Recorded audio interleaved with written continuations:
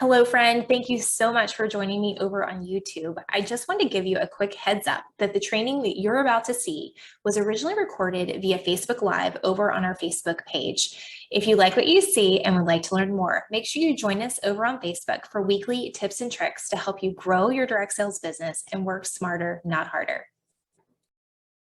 Okay, so first of all, let's talk about what is a vendor event. So a vendor event, craft show, fair, something like that. It's basically just this gathering of small business owners with potential customers for a specific time or event. Okay, so it is, they can be at churches, they can be in activity fields, they can be in gymnasiums, like literally they can be anywhere. Okay, they can be anywhere. So depending on the event guidelines, becoming a vendor is typically pretty straightforward. You can find them just by Googling, looking in community Facebook groups, asking other direct sellers.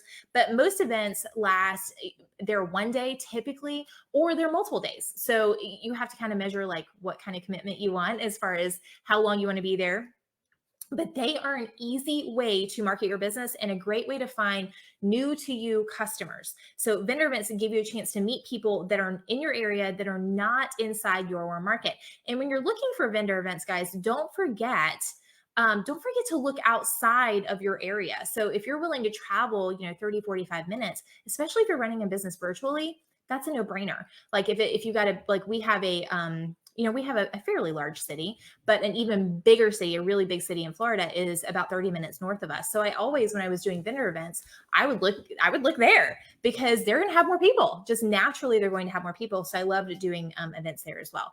But a well-attended vendor event can have a very high return on investment for your business long-term. Even when I left the field, I remember vividly, I could trace back specific hosts or recent customers to vendor events. It's crazy how much you can get. I remember specifically too, there was, and don't count them out, like even if they're not great, like you never know what's going to come from it. I remember one vendor event, it was in a barn. No, it was an arena. It wasn't even a barn. It wasn't even enclosed. Okay, it was an arena, horse arena for like a 4-H club. And I did it. It was very low cost and in kind of a kind of rural area. And so I did it. I booked one party. I think I sold like 2 things because they all loved my product. And so I was outside all day. There were flies. It was just bad, right? Especially if you sell food stuff, right? And so, but I remember the one party that I booked, guys, the one party that I booked, the person that booked off of her party, she became my first leader. She became my very first leader on my team. So you just never know what will come from the connections that you make. So I say all that just to tell you they're totally worth it. They're totally worth it. Yes. And like I repeat customers that just order year after year. Exactly. Okay. So let's talk about, I've got 5 ways that you can maximize your results. So the first way is that I want you to get clear on your goals. So this should come as no surprise that I say this, but I want you to get clear on your goals. What are you trying to accomplish from the event? Do you want to get outside your warm market? Do you want to book a specific number of parties? Do you just want to sell cash and carry? I know like my Scentsy friends or Color Street, you guys may have like lots of little things that you want to sell. I've seen people set up booths that way. That's great if that's what you want to do. But if you want to book parties, don't bring a bunch of stuff to sell. If you want to sell a bunch of stuff, don't be trying to book parties. Like really decide where am I coming at when I'm planning for this event. Okay. So you need to get clear on what you want from the event so you can make a clear plan of action of how you're actually going to execute the event. And I'm not mad at you if you want to go sell stuff. That's great. I know some people that run direct sales businesses, that is the only thing they do at vendor is they sell at vendor events. That's fabulous. They get repeat customers and all that fun stuff. But if you want to book parties, don't schlep a whole bunch of cash and carry stuff there, because guess what happens when you don't sell it all? You got to schlep it all back to your car, right? So I want to book parties. I want to get contacts. So when you're at the vendor event, it's pretty clear if you think about this, what people's goals are. Like I said, I see lots of Scentsy people. I see lots of Scentsy people that have like these big displays set up for their wax melts. Tastefully Simple is another one. They have lots of, samples and stuff. That's great if that's what they want to do. They're obviously there to sell product. If I've just got a very carefully curated display of specific products, and I've got some booking call to actions or, starter kit call to action, then obviously I'm there to book parties. Make sense? So just think about that, because that will help you decide what products you bring and how you actually work the event. Number 2, keep it simple. Okay. Listen, you do not need crazy, complicated displays that are going to end up overwhelming people. So what do I mean by that? If you're going to sell product, make sure it's clear and concise. So make sure it's organized well. People can easily come up and grab what they need, and you can put it in a bag. Because remember, confused people don't convert. They're not going to convert for bookings, and they're not going to convert for selling stuff. So when you're placing your items in a booth, you want it to be cohesive. You want it to not be cluttered. Don't feel like you have to bring every single product from your house. You don't. You want to make sure that you're bringing, products that are going to lead people where you want them to go, whether that's purchasing, whether that's booking a party. Okay. So I like to use wood crates. I've seen people use stackable kind of cube shelves to help go vertical, and then they're spreading out their display where it doesn't look all cluttered just on top of your table. That's really simple to do, and you can use those over and over and over again. You just invest in them once, and really the options are endless. If you just walk around a vendor event, you can see everybody's displays and how they do, what they do, and it's really helpful to kind of get ideas. So my strategy was always to have a few new or seasonal products to feature. And then I always wanted to pair that with some old favorites. And why the old favorites? Because my goal was always booking parties and getting outside my warm market. I didn't care about selling stuff. I just wanted contacts. And so my strategy, you may be like, well, I only want to bring new stuff. But think about this for a second. If someone is familiar with your brand, what are they going to recognize? They're going to recognize those oldie but goodie products, right? And they're going to be like, oh, even if they don't see your logo, your company's logo, they're going to see the product and they'll be like, I have that. And they're going to come over and start talking, right? And so then you can pull them in with those new products. So, and again, I can't tell you how many times people would walk by. So I want to bring those new and seasonal items too, because people would walk by, I would, greet them or whatever. And they would say, oh, I have all that. And I'd be like, oh my gosh, really? Really? You have all of it? You have this? You already got this? And I would point to a new product and they're like, wait, no, I don't have that. Right. But those old products pull them in, and then they always want to see what's new. Yeah. I just said, and then they bring their friends to show it to them. Hey, I have this thing. Do you have this thing?